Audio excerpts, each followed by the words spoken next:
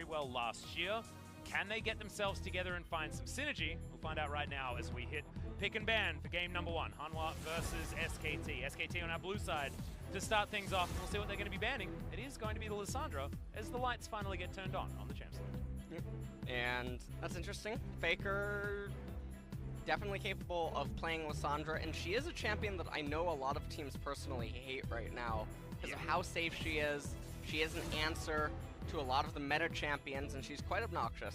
Well, Faker hasn't actually played her so far this season. Yeah. He played it a heck of a lot in he played her a lot in Kesper Cup. In Kesper Cup, yes. And they're actually going to ban their 2 favorites from the Kesper Cup. So Urgot and Lissandra both taken away from Hanwha Life Esports. Last time Hanwha Life were out, they did like the Lissandra a lot, but that was actually Temp piloting it. Lava is, of course, very good at the champion, but I think about something more like a LeBlanc, which he had a pop-off performance on, was absolutely fantastic a few days ago.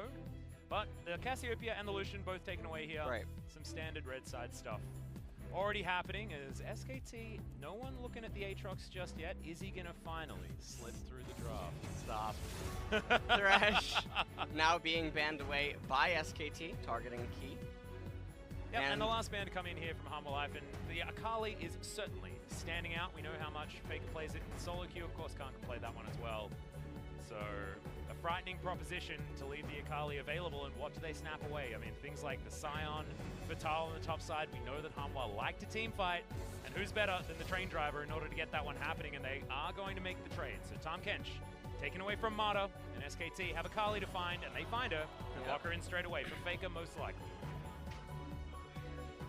It's nice that you do point out for most likely being Faker, although Akali is able to go top lane. Summit is an absolute monster on the top Akali. One of the only ones that's really been able to make it work alongside, I guess, Rascal. Also able to get some things done on it, and stay here, please stay. Stay, stay, stay. Oh god, it's locked in. Alright, well, I mean, they done goofed up. I'm gonna have to... oh, you done... They done goofed up. They definitely done goofed. Aatrox. Well, I mean, it's been picked. Hasn't made a mistake just yet, so I'm not going to call him insubordinate and churlish just for picking the champion. Bono, what's he going to get? Alistar is going to be picked up here, so SKT gets Scion if they want it, which I wasn't expecting them to have access to in the 3rd round, but here we are. Well, Alistar is picked up, and the issue with the Hanwha Life team composition right now is, well, Aatrox is there, but they have shown 2 champions that are already designed to try to engage upon the opponent. And SK Telecom be like, okay, well, if you want to engage and you have an AD-centric champ so far, we can just answer with Ezreal, which is one of Teddy's best champions. Yeah. He's going to be able to get to Iceborne Gauntlet. Braum is going to be able to answer the Alistar, and things are looking very ugly for Hanwha Life. And we're not even halfway through the draft. Yeah, exactly right. And this is also so much flexibility in this draft. I mean, Flexi has told us all about the flex picks over at the LEC. We know that that is exactly what all of our LCK players like to get. Flexibility is not what the LeBlanc is. That is just power in the mid lane, and Lava going to be bringing it to the unkillable Demon King himself in the mid lane. Well, that is a gauntlet being thrown right there, LS. Now, again, I mean, the Akali could still go top lane. The Aatrox nerf definitely made it a lot more manageable of a matchup for Akali, and it does eventually hit a point where Aatrox cannot approach her. So, still don't know yet.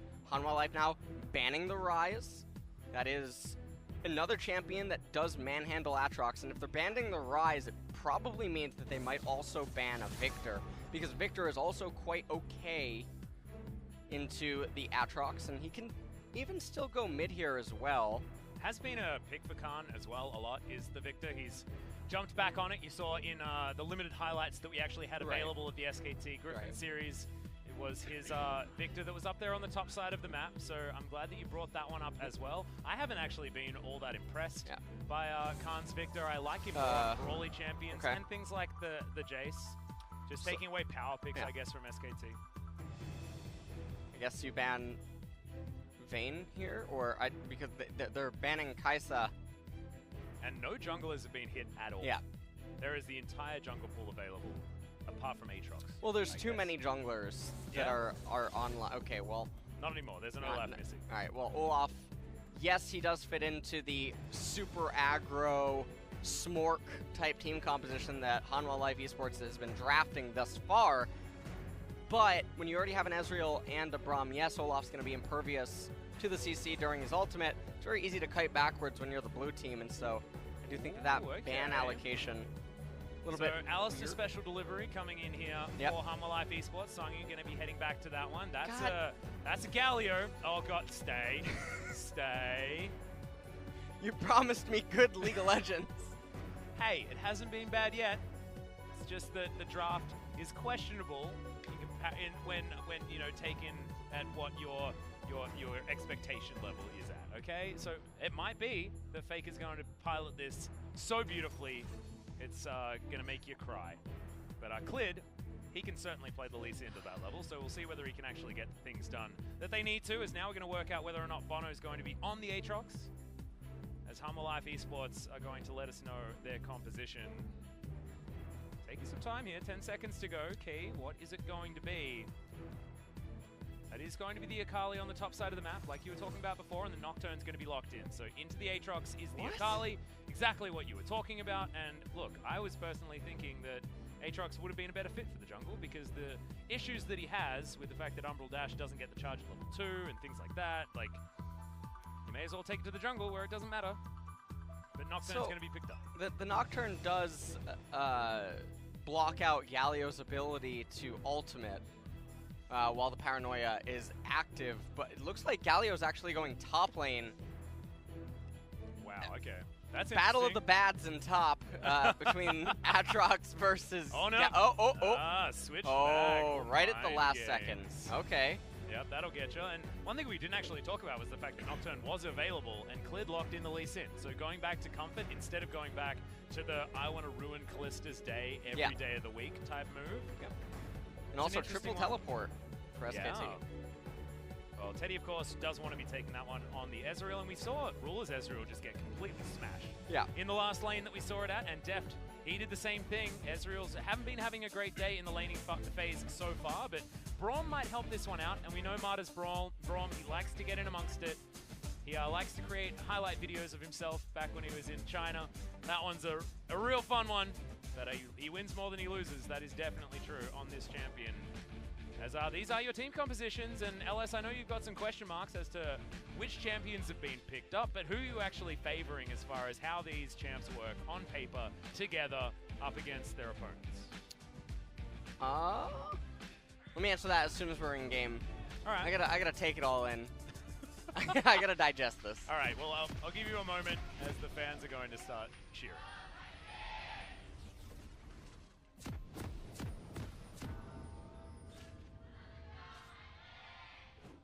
Fair few Hanwha fans, as hopefully LS has done some digesting.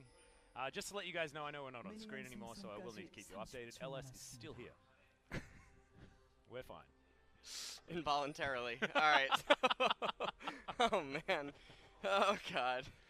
All right. So, thinking about it, I mean, it's interesting. If the blue team composition does fall behind, they have the luxury in knowing that Hanwha Life sort of has a reliance on Baron in order to end the game, unless, of course, the Nocturne or LeBlanc are just so big that they can absorb 1 or 2 turret shots and delete someone anyway, and that'll open up the base without a Baron. Outside of that, SK Telecom does have more gears available to them. Akali having the teleport later on into the game can split push against the Aatrox, but does have to be cautious of the Nocturne when getting ulted onto. It's really coming down to Akali and Ezreal versus mostly LeBlanc. That's what the real focal point of this matchup is. I thought we were about to have a pause. Well, we did. It was thankfully just a visual bug, so we're going to be completely fine. Both of our junglers starting on their red buffs. They're going to be opposite side starts here. We'll see whether we get vertical jungly. It looks like Bono is going to be heading towards his bottom side. See where he's heading. Clid down towards his Krug camp. So both junglers staying bot side, as our Bono will walk over this ward as he heads towards the Rift Scuttler. The interesting thing here is that you can see that Bono is posturing the way that he was in the event that Lee Sin would try to come over to get the Scuttle Crab while LeBlanc does have priority and Songyun and Key can try to collapse. So what he's trying to do here is he goes from red immediately to the Scuttle Crab. Now he'll consume his entire blue side jungle and he will mirror Lee Sin's movement to the left-hand side of the map. And even though this slows down the rubber banding on the Wraith and Golem's camp, it does allow him to protect his laners and match gank mid if need be, so that Lava can just keep doing what he's doing. Might be able to threaten double Scuttle Crab as well with that particular start. So Cleared, like you say, is going to be taking his Raptor camp. Moving on up to see how full clear this is going to be for the Lee Sin. Khan with a shove on the top side, and Khan on the Akali. We'll see how he's going to go. Of course, we know Khan as, okay, here's the flash. Cleared's going to turn up mid lane, and this is not what we're expecting, but it's certainly a welcome one for SKT fans. First blood to the clean Lee Sin of the mid lane. And this is really problematic because Galio has teleport. He's going to get this entire wave. LeBlanc's going to lose it. So Faker already off to a massive advantage. Means that Cleared transitions into this Rift Scuttler as well, so able to even that one out.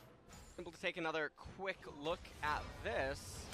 And Lava, I mean, it feels like he should know that it's about to come because of how Faker's moving, but nonetheless, he gets locked up by that taunt, and it was just a very clean kill. Yep, and his only option was to flash extremely early in order to avoid that. And that could have just been a really silly flash in lane, theoretically, if the Lee Sin wasn't actually there. So really nicely done by SKT, just to force the envelope. And what were we talking about when they were up against Griffin? They spent an entire game doing nothing. 28-minute first blood. SKT with the more proactive composition, not being proactive. Well now, first blood at 3-4 minutes. That's about the adjustment that you want, as that's triple dank, Seal. Is that 2 dank? It's not necessarily 2 gank. The LeBlanc doesn't have teleport, so you can try to abuse the extra mana and the AP as a way to fight back economically inside of the lane. And rather than trying to necessarily kill Lava, especially when you don't have your flash available anymore, you can just try to attack the mana pool of the opponent and basically say, okay, I didn't kill you, but I get to stay for a minion wave that you don't, so I basically assisted you. Yep. All right, well, he's going to have a stack on all of them as well after that assist did come in, so he'd already gone back to purchase them. So nicely done. Cleared down here on the bottom side of the map. Not actually going to start up his Krogs just yet. Looking for a potential lane gank as Songyun's very low on mana. And Faker coming down, getting control of the vision, and that's what happens when you do get priority in that mid lane. Pono's going to immediately clear out the control ward though, and because Cleared was taking his Krogs, not able to actually do any damage. Callisto goes back home, gets the Berserker's Greaves, and hop, skip, and jump. A whole lot better with the Martial Poise now. Yep. Martial Pose, sorry. Everyone says poise, but it's not actually poise, it's pose. Good place. I love it. Yeah. Absolutely love it. You know what else I love? What do you love? Yeah? You know what I hate? What? 9.3? No, you were expecting me to say Atrox, weren't you? No. All right, I would good. never expect you to present any hatred towards the champion that you've been telling people never to pick again. All right. I thought you'd be totally into that. Now, speaking of things I'm totally into, Galio level 6, looking for some sort of a potential roaming play. Not quite sure what the size of the bottom wave, or the bottom lane minion wave is, but looks like they can't actually look to make anything happen. Nocturne's still not level 6. But offering a lot of pressure is Faker just by hitting that level 6, so like that one a lot. That was very cute, actually. Dodges out of the way of the distortion. With Justice Punch, Cleared gonna come on over. Oh, that was almost really nice timing, but doesn't decide to opt in for the Q. Finds it anyway. But Bono's waiting in the area. He just cleaned out vision. And SKT, not gonna be overly aggressive, as this minion wave is slightly over Lava's side of the map. But, it looks like they want to make something happen. Yeah, and that is real dangerous. That is all Bono just trying to clear this minion wave so that Lava gets a good back timing, but Cleared decided to stay along with Faker. Not going to be able to get anything for free here. So I think Nocturne just pinged Wraith Camp, Red Camp, and I think oh no, never mind. I thought he was trying to tell his teammate that I need these two to get 6. Already has it, actually. Yeah, he already has it. He just got it off the Wraith Camp, so I guess I don't know what the 2 pings were for. Maybe him just saying, no, I just want to get red instead. Meanwhile, SK Telecom, they're going to get themselves an extremely early Ocean Drake. Yeah, and Faker's going to clear out this minion wave. He's under no threat. You've got Khan backing on the top side of the map. That was a free Drake and a very controlled play. This is what we were expecting after watching SKT in the Kesper Cup. It was super clean. A lot of their macro was unanswerable in a lot of ways just from getting small advantages. And that first blood put them in a position where they can make plays like this, and Hanwha have no way of actually challenging it. And I might sound really, really excited. There's a reason for that. That's because so far, this series is very different to our one prior. Yes, it's already off to a much better start. Now, the Ocean Drake, not going to do the most for Clid and Khan. They do not have any mana, but for the Ezreal and the Galio, getting it this early is definitely very welcome. Yeah, absolutely fantastic. And, you know, Faker, the nerf to the Galio was partially to do with the mana cost on the Q, and the Ocean Drake should help mitigate that at least. I mean, that's the least of his worries as far as the nerfs are concerned, but still, it's one of them. It's a thing. Sangyun and Key sort of floundering here a little bit, not wanting to press too far forward on the bottom side of the map, and you can see Teddy and Marta very comfortably clearing out these minions.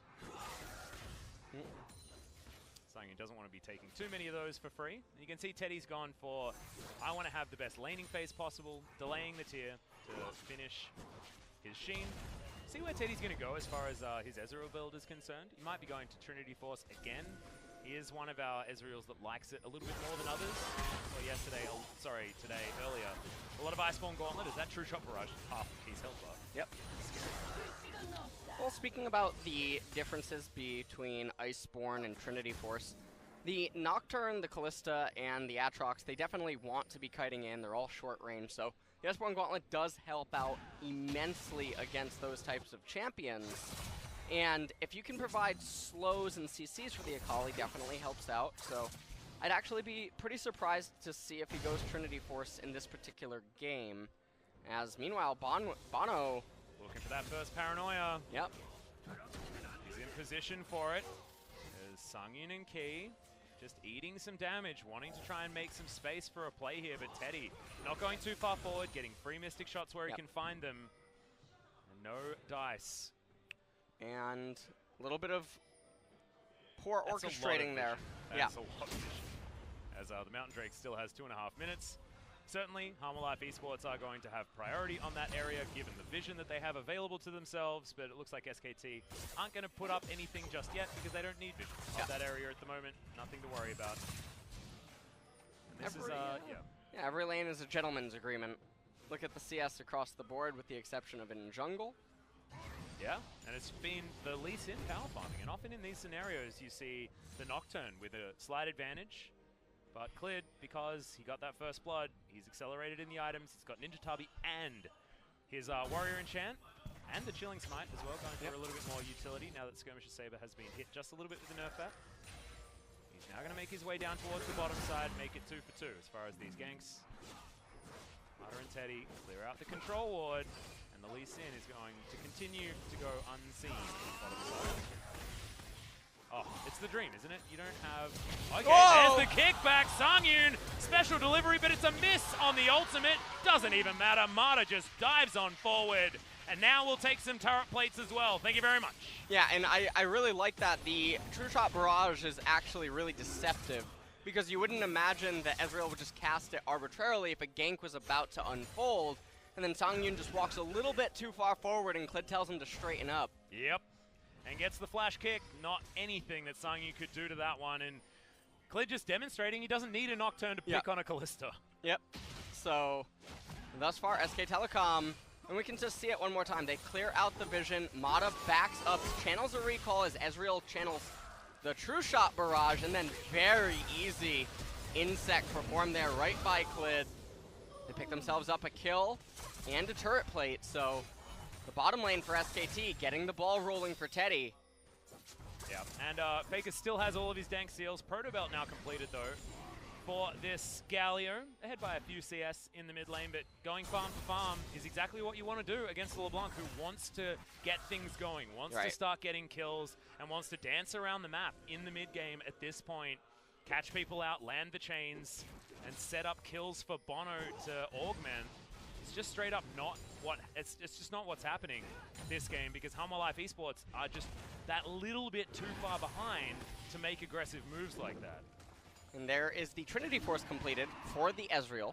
That's and the this opposite would be of the Trinity Force, the Iceborne. Oh yeah, Trinity, sorry. There's the Trinity Iceborne, Fist. not the Trinity Force, completed for the Ezreal. Well, that's the Fate's call. We've decided to go for it. Key's going to flash forward. Mana gets delivered back. But Bono takes the wrong direction. Thankfully keeps himself alive, but Hero's entrance comes down. Gets a nice knock-up. Bono, you ain't going anywhere, buddy. That is a one-for-one trade. And now the kickback. Lava's going to get followed. Clid going to solo out the mid laner while the rest of his team deals with the support. I'm not sure that Q had landed. That was a dead LeBlanc, but still having to run away from the jungler right here. Q wins the cooldown. There it is! And you can hear all the fans erupting in joy for SK Telecom. They're going to be able to pick up another plate here now down in bottom, as well as the Mountain Drake. And Clid might even actually be able to go over and get the blue buff if he so pleases. Ezreal and Braum can definitely go with him. You know that Nocturne probably just wants to go and get his red buff, as LeBlanc's nowhere near being able to go and get the blue. Yep, absolutely. That's 2 turret plates going over to Faker. That's a whole host of them. On the bottom side, they grab 2 for themselves and cleared a free Mountain Drake after we remember how many wards were invested on this side of the map. Control vision everywhere. It's so much gold just going to waste. And just take a look at this right here. Hanwha Life doing their best Kingzone cosplay as Bono just went straight on to Teddy, and then Faker was in close enough proximity to get the Hero's entrance. Clid comes right back over, Dragon kicks Lava to his face. I actually thought Lava would go back to his original W and try to just run backwards, so to try to divert attention and maybe do Fog of War play inside of the jungle, but nonetheless, Clid was able to eventually get onto him, and as we come back to live, they're farming cows down in bottom, so... Yeah, exactly. And as an Australian, you know, most of our beef here in Korea comes from Australia. I'm certainly all about the farming cows, and that's exactly what SKT are doing down there. Not entirely sure what Key was doing so far up. But that's a 20 CS lead for Teddy. He's going to go home. He's going to finish his Manamune. And then that's the 2-item spike that we all love to talk about on the Ezreal. And things are feeling very good for SKT. Oh. It's close to a 4,000 gold lead already. And let's just take a look at how this whole thing unfolds. Key, that wasn't a champion.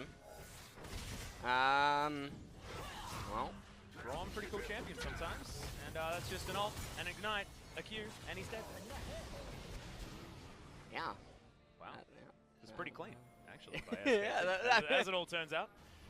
At the moment, we've got Shelly being beaten on by Hanwha Life Esports, but Clid, Khan both setting themselves up. Marta's going to come on in here. They've got control vision of the area. Tal's going to come on over, but half the health bar right now. I don't know what Hanwha's doing. Softens 3 of them. No more spell shield for Bono. As Faker's just able to go in, get proto belt damage, and the reset. Oh, it's a disaster for Hanwha. They wasted so much time and so much of their health bars. And Teddy, meanwhile, is going to get waves that Songyun is not allowed to get to. Bottom lane's recalling now. There's already level gaps in the bottom lane and I believe in the mid lane. I think Faker's about to level up, whereas Lava just leveled up. These turrets are about to all fall, and the gold lead is just going to become so big for SK Telecom. It's going to explode, and what I love is that this is the SKT that we were expecting moving into this series. This is the SKT that you and BBQ suffered against in the Kesper Cup, the one that was controlled, the one that was oppressive. I'm sorry, that's rude. No, it's true. But that's what I'm talking about. This is what you want, because you don't want to have this SKT not be able to perform to that level. And Lava is going to die at the hands of it. Winds of War. It doesn't feel like it's a war anymore. This feels like just one team being way better than another. Well. Oh man, it's just picks after picks. Braum pretty damn good at it if he finds him in the jungle. That's the ultimate. That's double ultimate from the bottom lane. Traded for just a true shot barrage that Teddy wants to use on cooldown anyway. And the gold lead now is about 5,000 gold. That is a fantastic 8-pack. Yeah, damn right it is. All right, and what we're seeing right here is FedEx in the mid lane about to give the blue buff back over to SK Telecom. Yeah. And that was a very easy kill yet again. Yeah. The gentleman's lane, top lane. I think he paid for priority on that one. Tal going to clean up this minion wave. And 3-0-1 for both Faker and Clid. And Teddy 1-0-3. The Ezreal having the easiest time of his life. Hasn't stacked up his first tier just yet. So just going to go for the Lost Chapter. Building towards his double tier scaling. And the Ezreal is happy as Larry, as we would say back in the homeland. 3,000 gold is 5,000 gold is approaching for SKT as the lead. Shelly's still alive for a couple more minutes. And I would hope that SK Telecom would basically acknowledge that getting a second Ocean Drake right now isn't a larger priority than making sure that they capture the Herald, especially because they're so far ahead. If Galio is help leashing the Herald, it completely defeats the purpose of the Paranoia being able to block out the Galio ultimate. And so as long as he's in close proximity, which he is right now with the Lee Sin, there's absolutely no way for Hanwha Life to contest this. They're just going to have to give it up. Look at all of SK Telecom's tier 1 turrets. They're all basically 100% HP. This is more reminiscent of that perfect game that they were able to get in the Casper Cup than any other game that we've had. Yeah, against that team BBQ. SK Telecom were you can hang your hat on something. You can hang your hat on something. You were there to witness the most perfectest game possible. Well, you can eat chicken. Right? I miss those days. Come on, get BBQ back into the LCK. In time. We'll get there. We'll get there. SKT sieging on the inner turret on the top side of the map. We have moved up to a 6,000 gold lead. Faker just proto-belting around in the mid lane. Feeling about as comfortable as he wants to. 7 stacks on both of his dank seals. Had to sell one of them, but that's okay. And Lava coming on over. This is the most anemic LeBlanc ever, though, and basically he's just chain CC at this point. And that's not CC after CC after CC. That's one chain that he has to land in order to be relevant. Yeah, and I'm just not quite sure what anyone on Hanwha is supposed to do. Their team composition needed to be ahead. We talked about that. This isn't a team comp that can use Baron, or they can't not use Baron in order to break into the base of SK Telecom. Without any gold advantages on any of their teammates, they can't even dive the tier 1 turrets. Yeah. And SK Telecom, they're getting too far ahead. I love the itemization out of them. You have the Ninja Tabby on Ezreal. You have the Iceborne Gauntlet. You have Lee Sin, it looks like he's building into Knight's Vow. And at this point, if you just get a Seeker's Arm Guard into Zanya's on Akali, there's no chance for a Aatrox or Nocturne or Callista to do any damage in the team fights. Yep.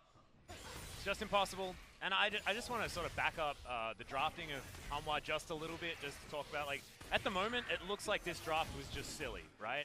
But they have so many tools in the mid-game to actually make things work. Yeah. Unfortunately, that dive happens on the bottom side of the map. Bono clicks on the wrong champion, everything goes wrong, and then there's no way back in afterwards. But otherwise, this composition actually looks quite nice from Hanwha. Yeah, in the mid-game. As long as not everything's going catastrophic, which it did. Yeah. The only real issue I would take with it would be the Aatrox. Yeah, yeah. I mean, never going to let that go. I mean, if we were in a different patch, then maybe we'd be okay. Especially then Faker would get away with having his Galio in here as well. Seeing Galio is certainly to mixed success in the mid lane, but Faker makes it look pretty easy after being hand-delivered a first blood. And look at Lava. It's just, I'm used to looking at this guy on LeBlanc and being terrified, you know, being ready for him to come in and blow someone up. But right now, I don't even think he could get half the health bar out of Teddy with a combo. I don't even think he can actually go on Teddy without potentially losing his own life. So that's definitely the scary part. And here we go. They're all in. And Galio is so close. Again. And in fact, SKT just take this as their turn. Key almost dies before doing anything. Clid's going to kick back Tal. World Ender has to be used. And that is a lot of value on the Proto Belt. Key able to get out of the way of the Winds of War. But SKT just say, all right, head back to your fountain. That's fine. We'll just take your inhibitor. Yeah, and okay. All right, well, Lava having to back up right there. The inhibitor is now exposed. SK Telecom not going to take it. I love this so much. If they were to take it at 22 minutes, it's still too early. They don't have necessarily the resources to just go to Baron and start doing it immediately whilst ignoring Hanwha Life, and then you would have your super minions deleting an entire lane from you, and it would allow Hanwha Life Esports to slowly recuperate over the time of the inhibitor being taken. No, I think that's fantastic to point out. And SKT go back now. They don't have to risk anything because they're not waiting around for the to take the Baron, Yep. take the inhibitor, sorry. But we're going to check this one once again. Just This look key at this. just gets exploded. And Galio is in such close proximity, Nocturne can't actually go in because Galio can still see his teammates. And right there, Aatrox got told to take his butt down to Oshag Hennessy's office. Damn right he did. As he's running back to the fountain. You done messed up, Aatrox. That is not the experience that you want. But look, maybe he'll learn. Maybe he'll learn. But if I've seen the skit, he doesn't. Well, Lava will get a control ward. That is in the positives column here for Hanwha Life. Cleared, searching around. SKT need to tidy up their vision. I mean, these two control wards that are in this area probably don't belong here. If you're an SKT fan looking at the analytics. But Bono comes on over, and SKT, the death squad, moving on out, clearing out vision, getting on in there, and you know that Marta's going to be around. Going to be denying the vision for Hanwha. And it's an 8,000 gold lead. I mean, this is getting out of control. 23 minutes into the game. Guardian Angel for Lee Sin. Love it. Yeah, decides to give up on the Knight's Vow early, and because he had the extra money, may as well. And, you know, the whole reason for the Knight's Vow and why, you know, some people might be wondering, well, why is it so good? Well, LeBlanc's an assassin, and so is Nocturne, and they have to go in on one of your teammates, in which case, because you have the poke with Galio and Ezreal, you don't need to be looking for these insect Lee Sin kicks to start off the fights. Ezreal and Galio can do it for you just by throwing Qs out endlessly. Yeah. So as long as you're just protecting them with the Knight's Vow, you remove options from the enemy team. God, it's so dark. It is so dark. Saw the vision toggle just there. Thank you very much, observers, for letting us know that Hanwha have no right to see anything in their own jungle. This is what we were talking about before. This is the level of vision that SKT can provide. Marta throws out the Winter's Bite, and it has to be respected. That red buff belonged to SKT. This is their side of the jungle now. And another mountain coming up. As long as they get that, that enters into the realm of being able to two-man the Baron. Ezreal and Lee Sin, or Akali and Lee Sin. Cleared, not going to find the Q. Yep. Lava distorts back, and Clid, the reason he missed that is because he just wasn't expecting LeBlanc to be there. He is he's definitely walking into a lot of fog of war here. Yeah, well, we've got the Mountain Drake just spawned, True Shot Barrage just scouting things out. But some vision coming back, as this is the dance that we talk about, Control Ward dance. Clid the only one with one in his inventory, as far as I could tell. Him and Teddy going to easily be able to take this one down. Double Mountain means that Baron is basically free, because they are going to kill it so quickly, especially for how accelerated they are and how much damage there is on this squad. Whether or not Khan comes down, to be honest, like, he can stay in the side lane and just continue putting on pressure if he wants to. Yeah, and there's still a bottom tier 2 turret existing. Yep. So it's not like being in this lane is not accomplishing anything. And Faker's going to face check, though, and there's a headbutt back. This could be a big problem, but he is going to get the taunt off. Colossal Smash is indeed that, but Marta comes over. He only has a Winter's Bite to offer, and that was the first whoopsie for SKT this game. Yeah, and that's a really big pickup. It does buy them at least a minute of breathing time while Galio is off the map. Now, the thing I was mentioning earlier is one Mountain Drake's really nice. It does definitely help you take those turrets earlier on into the game. It does add a little bit of oomph to your Baron capture. Wow. Oh, hold that thought. Gonna get headbutted back. Redemption gonna come down to keep him alive. He lands every skill shot and goes into stasis. Batal has the perfect flank, and this time Aatrox is gonna get it right, and SKT get routed. And this is a really big momentum swing. They're still down almost 8,000 gold, but they get themselves a lot of time. And that's all that Hanwha Life can really try to buy right now is time, so they can try to reach more items in hopes of being able to make a pick later in the game, or for Lava to delete someone before the fight. And we can just see, SK Telecom, they're pushing up with this wave. Teddy and Mata completely by themselves with no intel on the red-hand side jungle. And why are they walking up right now? There's no objective, there's no red buff, you're not trying to get the inhibitor. What are you doing this far up in the lane by yourselves? Makes absolutely no sense. Yeah, it's just overly aggressive. And they could have made that play if Faker was still alive, but he wasn't. I mean, Hero's entrance is why you're allowed to stand that far up. And wasn't there, so you're not allowed to. Play with some respect. However, they've still got 7,000 gold advantage. And they've got CS leads absolutely everywhere. Everything's fine, but you can't be making whoopsies like that. And this is one of the things that has concerned me with SKT is they get these massive edges. They have massive edges even inside of the team compositions, even disregarding their gold advantage, and they're not figuring out ways of what to do with it. You have such a massive lead, and Hanwha's team composition can't play front to back. It can't kite backwards. Start the Baron, control the vision around it, and force them to come into you, and then you just take a team fight because you're up 10k gold. I don't know what's so complex about that. Well, we'll find out. We'll see whether SKT can actually execute it this time around, maybe being a little bit too lax in how they're playing this one out at the moment, but you can understand why, because they have been smashing the early game with very, very clean League of Legends. They have bought themselves some theoretical mistakes, but that is not what you want to see. Now moving over, we'll see where the Clit actually starts this Baron, because they've only got one control ward in the back of the pit. Otherwise, it is pure darkness. Damn, that is a lot of zombie wards in that pit. It's like the barn in The Walking Dead. Yeah. Oh, God. Oh, Thankfully, man. I did my research on Walking Dead. I started watching that series only 2 months ago. Finished it. Not sure how I feel, necessarily, but it wasn't You watched bad. all 9 seasons so far? Really? Yeah. That's a binge. Yeah, no, I went in. Yeah. Here we go, wow. Yeah, we've started All right, off it Baron, only took us 5 minutes. and Faker can play Keeper here.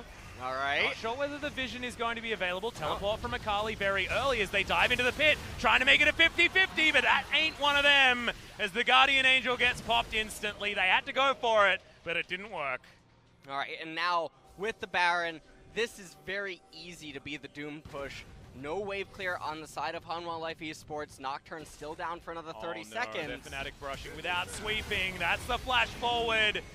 Fate's call comes in, but Sangyun, can he deliver the... Oh, no. Man, that was like... That was the wrong way. That was special delivery. Oh, man. Oh. Kiosk and SK Telecom, they need a sub-support. Yeah, I was going to start, you know, making a reference to how good delivery food is here in Korea, but I thought maybe that was too much. As Lava going to dart on forward. Faker does have the flash available, but can't quite find the taunt. And they're looking just to brute force this game. They're not really caring too much as Clear just goes in and one cycles the Aatrox. Hero's entrance there just to make sure Khan is not going to die, and that's a bare Nexus, and that's a beautiful game from SKT. They're going to take the kills, they're going to do what they can. Khan dies, but it doesn't matter. Teddy gets the double. They take down the Nexus, and SKT feels like they're coming back. Yeah.